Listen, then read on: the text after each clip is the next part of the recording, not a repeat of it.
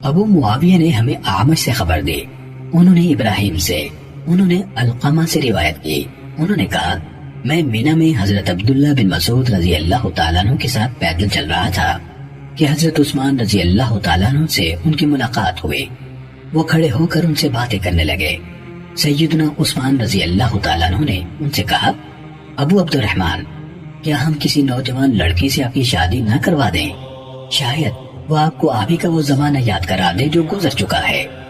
کہا تو حضرت عبداللہ بن مسعود رضی اللہ تعالیٰ عنہ نے کہا اگر آپ نے یہ بات کہی ہے تو اس سے پہلے رسول اللہ صلی اللہ علیہ وسلم نے ہم سے فرمایا تھا اے جوانوں کی گروہ، تم میں سے جو کوئی شادی کی استطاعت رکھتا ہو وہ شادی کر لے، یہ نکاح کو زیادہ جھکانے والی اور شرمگاہ کی زیادہ حفاظت کرنے والی ہے، اور جو استطاعت نہیں رکھتا تو وہ روزے کو لازم کر لے، یہ اس کے لیے خواہش کو قابو کرنے کا ذریعہ ہے۔ صحیح مسلم حدیث نمبر 3398۔